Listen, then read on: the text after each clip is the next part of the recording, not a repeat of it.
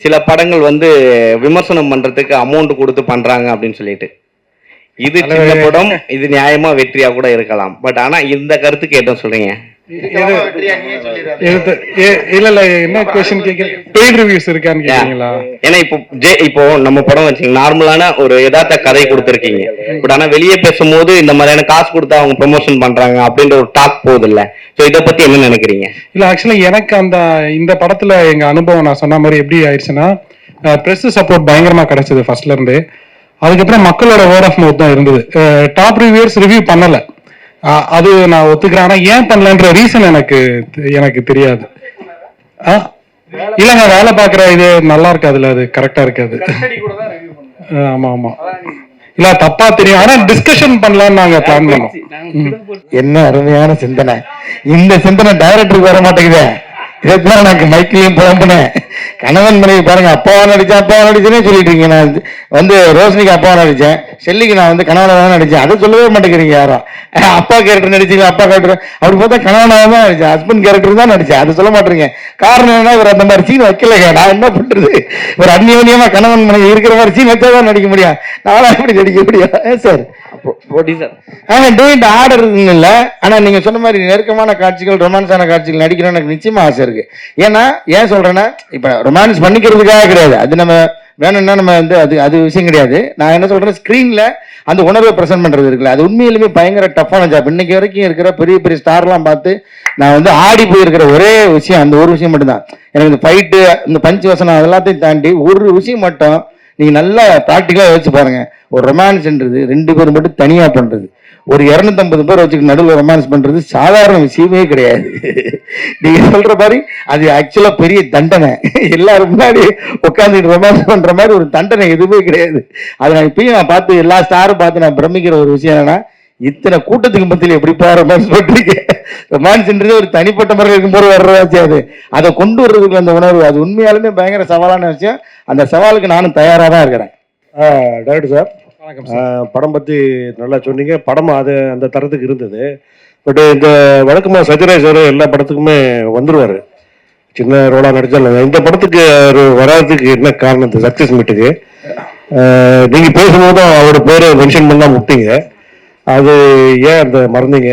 இல்லை சார், எல்லா ஆக்டர்ஸும் பொதுவாக நான் நன்றி தெரிவிச்சிட்டேன் சார். எல்லாருமே இதில் ஃபேமிலி ப்ளஸ் இதில் இருந்த சின்ன ஆக்டர்ஸ்ல இருந்து சத்யராஜ் சார் வரைக்கும் நான் பொதுவாக எல்லாருக்கும் நன்றி தெரிவிச்சிட்டேன். சத்யராஜ் சார் வராதது காரணம் டேட் இஷ்யூ தான் சார், வேற எதுவும் இல்லை. அப்புறம் அடுத்த படம் ஒரு சரித்திர படமா இருக்கும் அப்படின்னு சொல்லிட்டு காளி வெங்கட் சார் சொல்றாரு. ஆமா சார், அது என்ன மாதிரி கதை, எப்படி இருக்கும் அப்படின்னு சொல்லிட்டு சொல்ல முடியுமா? பேன் இண்டியா படமா? ஏன்னா குறுகிய பட்ஜெட்ல ஒரு படம் எடுத்திருக்கீங்க, பெரிய பட வாய்ப்பு ஏதாவது வந்திருக்கா? இல்ல பேன் இண்டியா படமா இருக்குமா? இல்ல, நான் இந்த ஸ்கிரீன் பிளே முன்னாடி ஃபர்ஸ்ட் அது அந்த பீரியட் ஃபிலிம் தான் சார் எழுதினேன். அது வந்து என்னோட ஷார்ட் ஃபிலிம், புறன் ஒரு ஷார்ட் ஃபிலிம் எடுத்தேன், ஒரு புறநானு ஒரு போயம் பேஸ் பண்ண படம் அது. ஸோ கிட்டத்தட்ட அந்த போயமோட ஒரு கண்டினியூஷனாக தான் அந்த கதையை நான் எழுதினேன். ஸோ ஃபர்ஸ்ட் படத்துலேயே அவ்வளோ பெரிய படம் எடுக்க முடியாதுன்றதுனால சின்னதாக ஒன்று பண்ணலான்னு தான் இந்த ஸ்க்ரீன் பிளே நான் எழுதினேன். அது வந்து பேன் இண்டியான்னு எனக்கு தெரியல சார். அது ஆனால் ஒரு ப்ராப்பரான தமிழ் ஹிஸ்டரி கதை, அதாவது சங்கம் லிட்ரேச்சரில் நம்ம படித்த குறிப்புகள்லாம் இருக்குல்ல, ஊர் இந்த மாதிரி இருந்தது, இந்த மாதிரி உணவு முறை இருந்தது, இந்த மாதிரி துணி போட்டாங்க, இலையில துணி கட்டிக்கிட்டாங்க. ஸோ என்னென்னலாம் அதில் டாக்குமெண்ட்டாக படிக்கிறோமோ அதுக்கு பேஸ் பண்ணி கிரவுண்டடாக இருக்கும் சார். பீரியட் ஃபிலிம் ஸ்கிரிப்ட் என்கிட்ட இருக்கு. நான் இதெல்லாம் முடிஞ்சதுக்கப்புறம் நான் நெக்ஸ்ட் என்னன்னு பார்க்கணும் சார், அதான் பிளான். சார் வணக்கம், வாழ்த்துக்கள். வணக்கம் சார். வணக்கம் சார். நிறைய பேர் படம் எடுத்து வச்சுட்டு படம் வெளிவரதுக்கு ரொம்ப இடைவெளியா இருக்கு, தியேட்டர் கிடைக்க மாட்டேங்குது, அவங்க தடுக்கிறாங்க இவங்க தடுக்கிறாங்க அப்படின்ற புலம்பல் வந்து ஒவ்வொரு பிரஸ் மீட்லயும் இருக்கு. நீங்களும் சின்ன படம் தான் எடுத்து வச்சிருக்கீங்க, உங்களுக்கு அந்த மாதிரி இடையூறுகள் ஏதாவது இருந்துச்சு சார்? ஆக்சுவலி உண்மை சொல்லணும்னா இந்த படத்துக்கு இல்லை சார். ஏன்னா எப்படி ஆச்சுன்னா, ஃபர்ஸ்ட் நான் வந்து ஏதாச்சும் ஒரு படம், ஒரு தரமான படம் எடுக்கணுன்ற ஒரு ஓட்டம் இருந்தது. அதுக்காக நாங்கள் கண்டிப்பாக ஓடணும். ஸோ படம் வந்து நான் என்ன நோட்டீஸ் பண்ணேன்னா சார், ஒரு படம் அதுக்கு தேவையான ஆளுங்களை ஆட்டோமேட்டிக்காக இழுத்துக்கிட்டே இருந்தது. இப்போ சத்யராஜ் சார் வந்து எனக்கு எட்டாத தூரமாக தான் அவரை நான் பார்க்குறேன். ஏன்னா எனக்கு அவரை நேராக தெரியாது, பேசினதில்லை. அவர்கிட்ட ஃபோன் நம்பர் வந்து கிடைச்சது, ரேண்டமாக ஃபோன் பண்ணி பேசணும். 1 hour டைம் கொடுத்தாரு, அவர் ரொம்ப பொறுமையாக தான் டீல் பண்ணாரு எங்களை. ஸோ நான் போய் என்னை பத்தி நான் ரொம்ப பேசலாங்க. நான் வந்து இவங்க நடிச்ச, நாங்க ஏற்கனவே எடிட் பண்ணிட்டோம் இவங்க நடிச்ச போர்ஷனை. ஸோ அதை போட்டு காமிச்சா அவருக்கு பிடிச்சிட்டு அவர் ஓகே சொல்லிட்டாரு. வடிவேல் சாருமே அதே மாதிரி தான். அவரும் வந்து யோசிச்சாரு எப்படி நான் நடிக்காத படத்துக்கு நான் எப்படி பாட்டு பாடுறதுன்னு யோசிச்சாரு.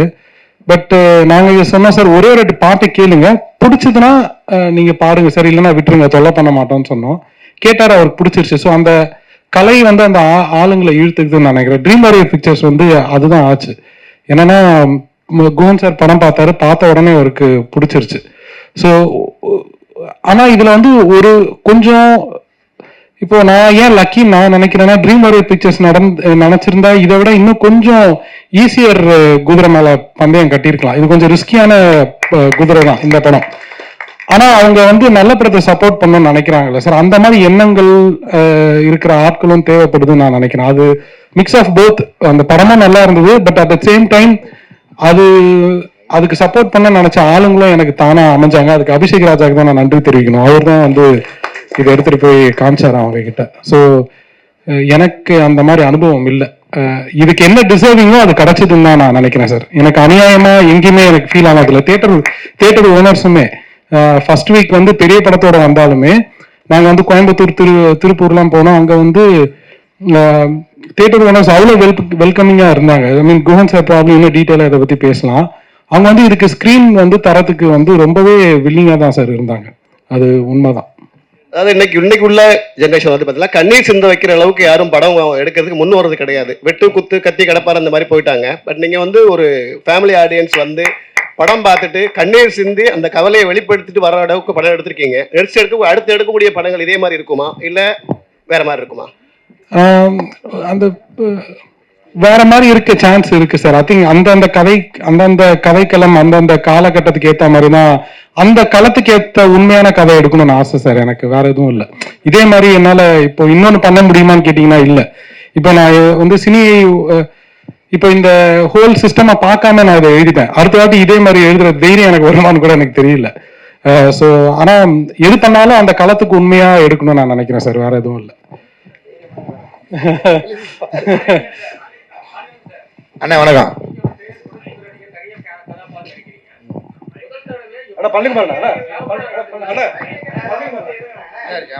இந்த கேள்வியும் பதிவா இருக்கவரோட இதுல கேட்டுருங்க.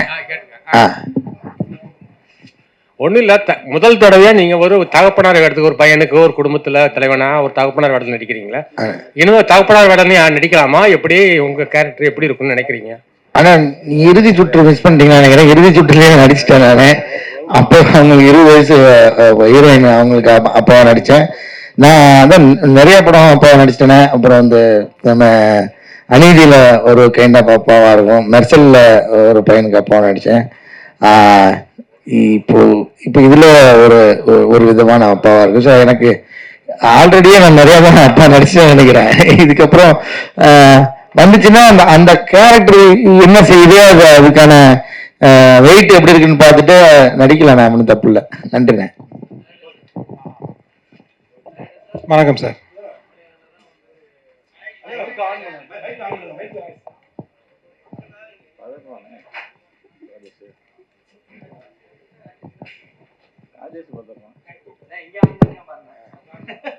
சார் தூய்மை பணியாளராக வந்து காளி வெங்கட் நடிச்சார். அதுக்கப்புறம் ஆட்டோ டிரைவராக மாறி வர்றாரு. கடைசியில் கிளைமாக்ஸில் வந்து பொண்ணு வந்து கேட்குது காளி வெங்கட் ஃப்ரெண்டுக்கிட்ட, எங்கள் அப்பா வந்து அந்த குப்பை அள்ளினாரான்னு கேட்குறப்போ ஒரு அமைதியாக விட்டுக்கலையே. அந்த கெயில் ஒரு நல்ல ஃப்ரெண்டு. ஏன்னா காளி வெங்கட் சாரோட கேரக்டர் வந்து என் பசங்கிட்ட மட்டும் சொல்லிடாதன்னு சொல்லியிருக்க ஒரு பேக் ஸ்டோரி தான் அது. இந்த பசங்க கஷ்டப்படுவாங்களோன்னு அவரும் நினைக்கிறாரு. ஆனா அந்த பொண்ணு தெரிஞ்சுக்குது. அந்த பொண்ணு ஒன்றும் தெரிஞ்சுக்கிட்டு அப்பா கிட்ட கேட்கலாமான்னு நினைக்கிறாங்க. சரி அப்பா மறைச்சார்ல எத்தனை வருஷம். ஸோ இதை கேட்டா கஷ்டப்படுவாரோன்னு அவங்களும் கேட்க மாட்டேங்கிறாங்க. ஸோ அவங்க ஒருத்தருக்கு ஒருத்தர் அவ்வளோ சப்போர்ட்டிவா இருப்பாங்கன்றது தான் சார். அந்த இல்லை சார், எல்லா குடும்பத்திலையும் வந்து ஒரு ஃபாதர் வந்து எப்படி கஷ்டப்பட்டு குழந்தைகளை படிக்க வச்சு கொண்டு வர்றான்றது தெரிஞ்ச விஷயம் தான். அந்த விஷயத்த அந்த கேர்ளுக்கு தெரிஞ்சிருக்கலாம் இல்லையா, டாக்டருக்கு அவங்களுக்கு தெரிஞ்சிடும். அதான் அந்த தம்பி பையன் சொல்லியிருப்பான்.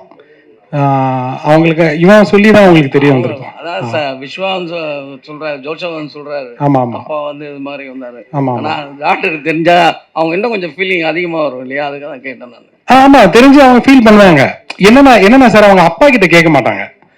அப்பா நீ அப்பா மனசு கஷ்டப்படுவாருன்றது மறைக்கிறதா? இப்போ நமக்கே ஏதாச்சும் ஒரு பிரச்சனைனா நம்ம வீட்டில் எடுத்தோன்னே போய் அப்படியே கொட்டிட மாட்டோம். நம்ம வந்து ப்ரொடெக்ட் பண்ண தான் ட்ரை பண்ணுவோம். ஸோ அந்த மாதிரி அவங்க ப்ரொடெக்ட் பண்ண ட்ரை பண்ணுறது தான் அது. அப்படிதான் அந்த கேரக்டர். இப்போ நானாக இருந்தால் அப்படிதான் நான் சொல்லியிருப்பேன். இப்போ எனக்கே சும்மா நான் ஏதோ ஒரு வயிற்று வலியோ இல்லை ஹாஸ்பிட்டல் போகிற மாதிரி இருந்தால் எடுத்தோன்னே நான் அம்மா கிட்ட சொல்ல மாட்டேன், பயந்துருவாங்க அவங்க. ஸோ ஒருத்தருக்கு ஒருத்தர் ப்ரொடெக்ட் பண்ணுறது தான் அது, வேற எதுவும் இல்லை sir. Okay sir, thank you sir, thank you sir director sir, இங்க சார் தக் லைஃபோட மோதுனீங்க. ஆமா சார். தக் லைஃபே இன்னும் சக்சஸ் மீட் இது பண்ணல. ஸோ நீங்க வந்துட்டீங்க உடனே சக்சஸ் மீட். இப்போ வர படங்கள் எல்லாமே சக்சஸ் மீட் தான், தேங்க்ஸ் கிவ் மீட்டா மாறிடுச்சு. ஸோ இது வந்து உண்மையாலுமே உங்களுக்கு வெற்றி தானா? இல்லை சார், தக் லைஃபோட நாங்கள் கண்டிப்பாக மோதலை, அந்த வார்த்தை யூஸ் பண்ண மாட்டேன். நாங்கள் வந்து காளி வெங்கட் சார் ரொம்ப அழகாக சொல்லுவார், ஒரு பெரிய திருவிழா தக் லைஃப், அதில் வந்து நாங்கள் பஞ்சு மிட்டாய்க்கு வந்தோம் அப்படின்னு சொல்லுவார். ஸோ இதுக்கான ஸ்பேஸ் இருந்தது சார். இது எங்களுக்கும் டேட்டாவும் இதுதான் ஒர்க் ஆச்சு.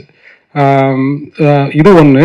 ரெண்டாவது, இதை வந்து நான் ஏன் தேங்க்ஸ் கிவிங் நான் சொல்கிறேன்னா, உண்மையிலே எனக்கு சந்தோஷமா இருக்கு சார். ப்ரெஸ் கிட்ட கிடைச்ச சப்போர்ட், மக்கள் கிட்ட கிடைச்ச சப்போர்ட், எங்களுக்கு வந்து இது pure and pure word of mouth படம் தான் இது. எங்களுக்கு நீங்கள் ரொம்ப பெருசாக எங்களுக்கு ஃபிசிக்கல் ப்ரொமோஷன் நீங்கள் பார்த்துருக்க மாட்டீங்க.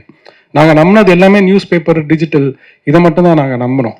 ஸோ உண்மையிலேயே முழுக்க இது ப்ரெஸ் அண்ட் மக்கள்னால மட்டுமே ஓடுன படம் இது. அதுக்காக தான் நாங்கள் நன்றி தெரிவிக்கலாம்னு வந்திருக்கோம் சார், மற்றபடி வேற எதுவும் இல்லை. இல்லை காலையில வாங்க பாலா.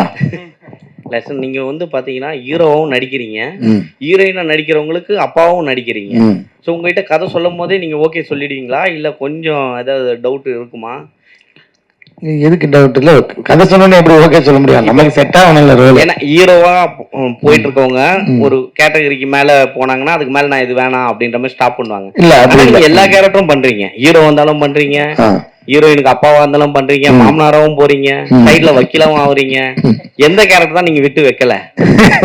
இல்ல இது வந்து நான் ஹீரோவா தான் இதுக்கப்புறம் நடிக்க போறேன் அப்படின்ற மாதிரிலாம் எந்த ஐடியாவும் எனக்கு இல்லை. ஏன்னா என்னை பொறுத்தளவுக்கு ஒரு கேரக்டரை அது ஜெனுவனா நடிக்க ட்ரை பண்ணோம், அவ்வளவுதான். அது வந்து அது அவங்க எவ்வளவு பயன்படுத்திக்கிறாங்கன்றதை பொறுத்து தான் இருக்கு. இந்த படத்துல முழுமையா இருந்துச்சு அந்த கேரக்டர். எல்லா படத்துக்கும் எப்படி நம்ம அந்த ரோலை வந்து ஓரளவுக்கு நெருக்கமா, உண்மைக்கு நெருக்கமா அடிக்கணும்னு நினைக்கிறோமோ அதுதான் இதுலயும் பண்ணியிருக்கோம். இப்போ நீங்க சொல்ற ஹீரோ அந்த மெட்டீரியல் நான் கிடையாதுன்னு எனக்கே தெரியும். வந்து நம்ம அது கிடையாது. ஆனால் அந்த இப்போ நம்ம ரோலுக்கு இப்போ என்னோட காஸ்டிங்கும் என்னோட ஒரு கேரக்டருக்கு என்னோட ரோல் வந்து செட் ஆகும், என்னோட கதாபாத்திரம் செட் ஆகும்னு நினைச்சாங்கன்னா அது ஒருவேளை அந்த படத்தில் லீடாக இருந்துச்சுன்னா அப்படிதான் நடிக்க முடியும். இப்போ நமக்கு நம்ம லீடை நம்ம படம் செட் பண்ணி நடிக்கிற அந்த பிளான்லாம் இல்லை. இன்னமும் ஒரு சீனு 2 சீனும் நடிக்கிறதுக்கு நான் தயாராக இருக்கேன், நடிச்சு விட்டும் இருக்கேன். ஏன்னா எனக்கு என்ன பொறுத்தளவுக்கு நாகர் சார் சொன்ன ஒரு பாயிண்ட் எனக்கு ரொம்ப ஆழமாக இருக்கு. அதாவது நீ நடிக்கிற ரோல் வந்து சின்னது பெருசுன்றது அது யாரும் முடிவு பண்றது, அது டைரக்டர் முடிவு பண்ணியிருக்காரு. கொஞ்சமா இருக்கிற சீனா இருந்தா நீ வந்து சின்ன ரோல்னா கொஞ்சமா நடிச்சுட்டு அப்படி வந்துடுவா, இல்லை அதுக்கு ஜெனுவனா தான் நடிச்சுட்டு வருவேன். அந்த மாதிரி தான் வந்து அவங்க அந்த படத்துல உன்னோட லைஃபை கொஞ்சமா காட்டுறாங்கன்னு அர்த்தம், அவ்வளவுதான். அது அது எவ்வளவு வெளியில வருதோ அது அந்த ரோல் டிமாண்ட் பண்றதை பொறுத்து தான் இருக்கு. அதனால எனக்கு அந்த பேரிகார்டெல்லாம் எதுவும் இல்லை. யாரி வேற ஒரு ஸ்டார் கிடையாது. அண்ணா இது மாதிரி முனிஷ்காந்த் எப்பவுமே நீங்க தொடர்ச்சியா வந்து நடிச்சு இருந்தீங்க. இப்ப ஹீரோ மாறினதுக்காக நீங்க நடிக்கிறது இல்லையா, இல்ல ஏதாவது சான்ஸ் கேட்டா நீங்க வேணான்னு?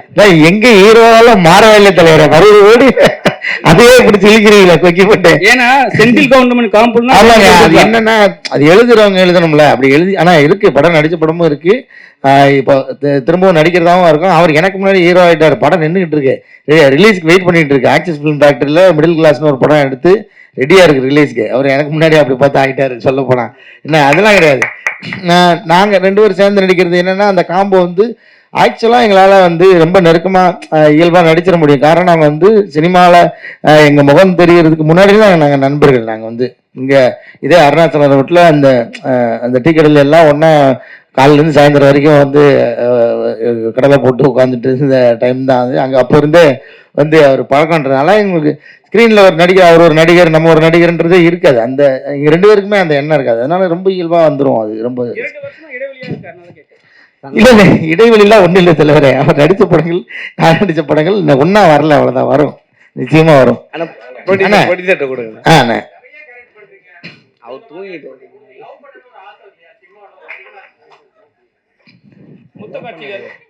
என்ன அருமையான சிந்தனை. இந்த சிந்தனை டைரக்டருக்கு வர மாட்டேங்குதே. இதுதான் எனக்கு மைக்கிலையும் புலம்புனேன். கணவன் மனைவி பாருங்க, அப்பாவா நடிச்சேன்னே சொல்லிட்டு இருக்கீங்க. நான் வந்து ரோஷினிக்கு அப்பாவா நடிச்சேன், ஷெல்லிக்கு நான் வந்து கணவனாக தான் நடிச்சேன். அதை சொல்லவே மாட்டேங்கிறீங்க யாரும். அப்பா கேரக்டர் நடிச்சீங்க, அப்பா கேரக்டர் அப்படி பார்த்தா கணவனாக தான் நடிச்சேன், ஹஸ்பண்ட் கேரக்டர் தான் நடிச்சேன். அதை சொல்ல மாட்டேங்க. காரணம் என்ன, இவர் அந்த மாதிரி சீன் வைக்கலைங்க. நான் என்ன பண்றது, ஒரு அந்நியோன்யமா கணவன் மனைவி இருக்கிற மாதிரி சீன் வச்சா தான் நடிக்க முடியும். நானும் எப்படி நடிக்க முடியும் சார்? ஆர்டர் இல்ல. ஆனா நீங்க சொன்ன மாதிரி நெருக்கமான காட்சிகள், ரொமான்ஸான காட்சிகள் நடிக்கணும்னு எனக்கு நிச்சயமா ஆசை இருக்கு. ஏன்னா ஏன் சொல்றேன்னா, இப்ப ரொமான்ஸ் பண்ணிக்கிறதுக்காக கிடையாது, அது நம்ம வேணும்னா நம்ம வந்து அது விஷயம் கிடையாது. நான் என்ன சொல்றேன், ஸ்கிரீன்ல அந்த உணர்வை பிரசன்ட் பண்றது இருக்குல்ல, அது உண்மையிலுமே பயங்கர டஃப்பான ஜாப். இன்னைக்கு வரைக்கும் இருக்கிற பெரிய பெரிய ஸ்டார்லாம் பார்த்து நான் வந்து ஆடி போயிருக்கிற ஒரே விஷயம் அந்த ஒரு விஷயம் மட்டும்தான். எனக்கு இந்த ஃபைட்டு, இந்த பஞ்சு வசனம் அதெல்லாத்தையும் தாண்டி ஒரு விஷயம் மட்டும் நீங்க நல்லா ப்ராக்டிக்கலா யோசிச்சு பாருங்க. ஒரு ரொமான்ஸ்ன்றது 2 பேர் மட்டும் தனியா பண்றது, ஒரு 250 பேர் வச்சுக்க நடுவில் ரொமான்ஸ் பண்றது சாதாரண விஷயமே கிடையாது. நீங்க சொல்ற மாதிரி அது ஆக்சுவலா பெரிய தண்டனை. எல்லாரும் முன்னாடி உட்காந்துட்டு ரொமான்ஸ் பண்ற மாதிரி ஒரு தண்டனை எதுவுமே கிடையாது. அதை நான் இப்பயும் நான் பார்த்து எல்லா ஸ்டாரும் பார்த்து நான் பிரமிக்கிற ஒரு விஷயம் என்னன்னா, இத்தனை கூட்டத்துக்கு மத்தியில் எப்படிப்பா ரொமான்ஸ் பண்றீங்க? ரொமான்ஸ்ன்றது ஒரு தனிப்பட்ட முறையில் இருக்கும்போது வர்றதாச்சு. அதை கொண்டு வர்றதுக்கு அந்த உணர்வு, அது உண்மையாலுமே பயங்கர சவாலான விஷயம். அந்த சவாலுக்கு நானும் தயாராக தான் இருக்கிறேன். ப்ரொடியூசர்ட்ட கொடுங்க. ப்ரொடியூசர்ட்ட தலைவங்கிட்ட கொடுவாங்க. இல்ல சமீபத்துல பாத்தீங்கன்னா தலைவனே போயிட்டு ஒரு தனியார் சேனல்ல பேசியிருந்தாங்க. சில படங்கள் வந்து விமர்சனம் பண்றதுக்கு அமௌண்ட் கொடுத்து பண்றாங்க அப்படின்னு சொல்லிட்டு. இது சின்ன படம், இது நியாயமா வெற்றியா கூட இருக்கலாம். பட் ஆனா இந்த கருத்துக்கு என்ன சொல்றீங்க? இல்ல என்ன क्वेश्चन கேக்குறீங்க? பெய்ட் ரிவ்யூஸ் இருக்கான்னு கேக்குறீங்களா? ஏன்னா இப்போ நம்ம படம் வச்சீங்க, நார்மலான ஒரு யதார்த்த கதை கொடுத்துருக்கீங்க. பட் ஆனா வெளியே பேசும்போது இந்த மாதிரியான காசு கொடுத்தா அவங்க ப்ரொமோஷன் பண்றாங்க அப்படின்ற ஒரு டாக் போகுது இல்ல. ஸோ இதை பத்தி என்ன நினைக்கிறீங்க? இல்ல ஆக்சுவலா எனக்கு இந்த படத்துல எங்க அனுபவம் நான் சொன்ன மாதிரி எப்படி ஆயிடுச்சுன்னா, பிரஸ் சப்போர்ட் பயங்கரமா கிடைச்சது ஃபர்ஸ்ட்ல இருந்து. அதுக்கப்புறம் மக்களோட வேர்ட் ஆஃப் மவுத் தான் இருந்தது. டாப் ரிவ்யூவர்ஸ் ரிவ்யூ பண்ணல, அது நான் ஒத்துக்கிறேன். ஆனா ஏன் பண்ணலன்ற ரீசன் எனக்கு தெரியாது. இல்லங்க, வேலை பாக்குற இது நல்லா இருக்காதுல்ல, அது கரெக்டா இருக்காது. ஆமா ஆமா, இல்ல தப்பா தெரியும். ஆனா டிஸ்கஷன் பண்ணலாம்னு நாங்க பிளான் பண்ணோம். மேடம், லாஸ்ட் கேள்வி ஹீரோயின் கேட்கலாம்ல? சொல்லுங்க. இல்ல கண்ணம்மால பயங்கரமா ஒரு ட்ரோல் ஆயிருந்தீங்க, நடந்து போயிட்டே இருந்தீங்க, சார்பட்டா அதுல நிறுத்தினாங்க. இப்ப திரும்பவும் ஸ்டார்ட் பண்ணிருக்காங்க. புரியல எனக்கு என்ன. நீங்க கண்ணம்மால பேக் எடுத்து வெளியே போனீங்க தெரியுமா? ரோடோட காமிச்சு அது பயங்கரமா ஒரு ட்ரோல் ஆச்சுல. அதுக்கப்புறம் இது ட்ரோல் ஆயிட்டு இருக்கு, அதை பாத்தீங்களா? ட்ரோல் ஆயிட்டு இருக்கா? ஆமா, நீங்க போற மாதிரி. அப்படிங்களா? சந்தோஷம் தான். ஏன்னா நீங்க எடுக்கிற சூசிங்கான ஸ்டோரிஸா இது பண்ணிட்டு இருக்கீங்க. இப்போ அடுத்தடுத்து யாரு கூட பண்ணிட்டு இருக்கீங்க? இப்போ அடுத்து வந்து விஜய் சேதுபதி சாரோட மூவில ஒண்ணு பண்ணிருக்கேன், தலைவன் தலைவியில பண்ணிருக்கேன். ஸோ அது அடுத்த மாசம், இன்னும் டேட் சொல்லல. ஸோ அதுவும் அடுத்து இருக்கு. இன்னும் நிறைய கதை கேட்டுட்டு இருக்கேன். ஸோ இந்த மாதிரி ஒரு பியூட்டிஃபுல்லான ஸ்டோரிக்கு வந்து அடுத்து வெயிட் பண்றேன். சரியா? Thank you so much press and media. ஏற்கனவே சொன்ன மாதிரி உங்களுடைய வேர்ட் ஆஃப் மவுத்தில் தான் வந்து இந்த படம் இன்னைக்கு சக்சஸ்ஃபுல்லா ஆயிருக்கு. தேங்க்யூ சோ மச் வந்ததுக்கு. ஒரு டீமோட ஒரு போட்டோ ஆப்பர்ச்சுனிட்டி நம்ம இப்போ கிரியேட் பண்றோம். ஸோ படத்தில் நடிச்ச எல்லா ஆக்டர்ஸ், டெக்னீஷியன்ஸ், டீம் மெம்பர்ஸ் இருக்கீங்கன்னா எல்லாருமே ப்ளீஸ் மேடைக்கு வாங்க. ஒரு போட்டோ ஆப்பர்ச்சுனிட்டி ஒன்று கிரியேட் பண்ணலாம். முடிஞ்சவரை பின்னாடி வீடியோ எடுத்துக்கலாம்.